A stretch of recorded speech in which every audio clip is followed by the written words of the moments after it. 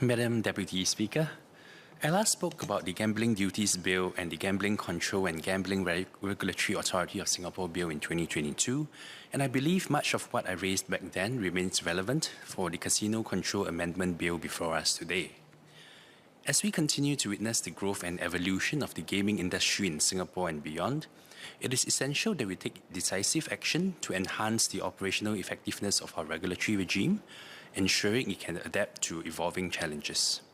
Most importantly, this bill also seeks to strengthen protections for our most vulnerable groups, families, individuals at risk of addiction, and those who could be disproportionately affected. This is a necessary step towards balancing economic interests with our duty to safeguard the well-being of our society. On the topic of economic interests, I wish to once again raise the point I made during this year's budget debates in Singapore. Betting taxes as a percentage of GDP have been flat in past years at around 0.5%. And given that gambling duties have been unchanged since 2014, there is room to look into raising the relevant gambling duties as a means of supplementing fiscal revenues, consistent with an approach of raising taxes on activities with negative externalities. For casino taxes, while I'm cognizant that these were raised in 2022, I will argue today, as I did back then when we were debating the Gambling Duties Bill, that casino tax rates have much room to grow. In Singapore, casino tax rates range from 8% and 12% of GGR for premium gaming and 18% and 22% for mass gaming respectively. Macau, the largest gaming market globally, imposes a special gaming tax of 35% on GGR, amid other fixed and variable premiums payable, while also requiring operators to contribute a further percentage of GGR to utilities designated by the Macau government. Effectively, this would bring effective gaming tax rates to higher than 35%. It is especially important to place this call for an increase against the context that the two integrated resorts here have been reporting very strong profitability in spite of the higher casino tax rates, where in their most recent half-year results, Genting Singapore saw gaming revenues up 28% to 957.6 million in the first 6 months of the year, driving adjusted EBITDA 26% higher to 570.8 million, putting the company on track to beat its robust 2023 performance, as highlighted by the company itself at its recent AGM, where it saw adjusted EBITDA of more than $1 billion in 2023. Similarly, Marina Bay Sands saw net revenues up 23% in the first half of the year to $2.17 billion, with adjusted property EBITDA up 34% to $1.1 billion. Further, Las Vegas Sands Corp continues to enjoy the highest EBITDA margins in Singapore at 51%, compared to 33% at its Macau operations, despite the higher casino tax rates. And this would also have likely been higher than its Las Vegas properties, which have since been divested.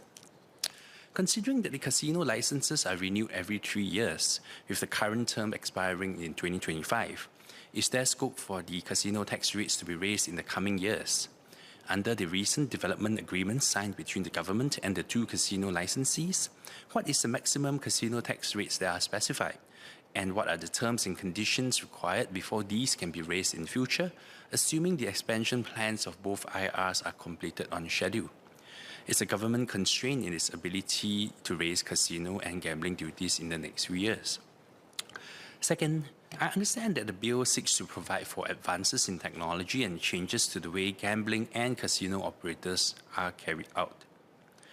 I note that under Clause 3, the definition of a gaming program is inserted, which refers to a software application designed to be used with an electronic device other than a gaming machine to play a casino game or participate in any other form of gambling.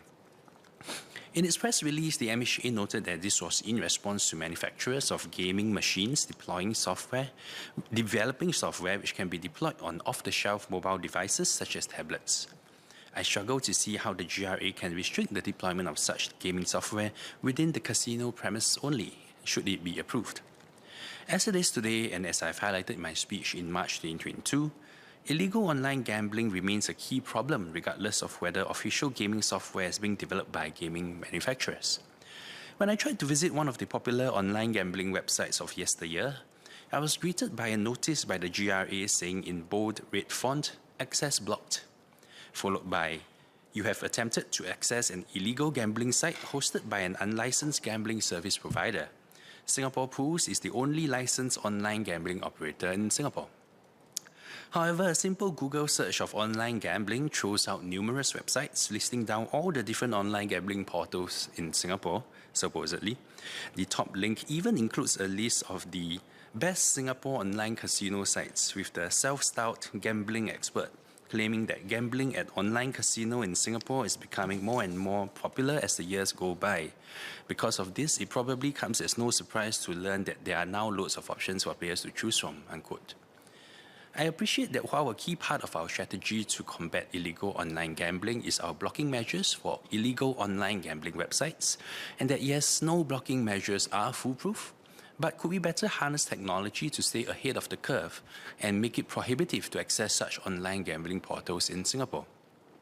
Considering that a person convicted of gambling with unlicensed gambling service providers is liable for a fine of up to $10,000 or a jail term of up to 6 months or both, are there corresponding penalties for operators of unlicensed gambling service providers, regardless of where they are domiciled, if they are offering such services to users in Singapore?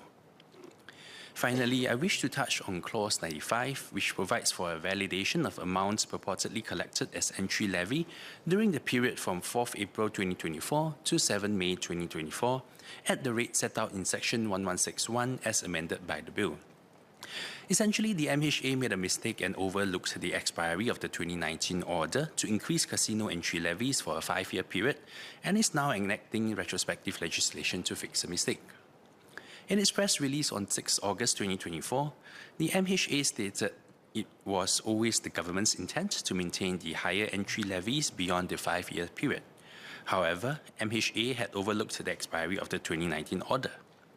Curiously, Section 2 of the 2019 order itself merely stated that the entry levies specified in Section 1161 of the Act are replaced for the period starting on 4th April 2019 and ending on 3rd April 2024 as follows.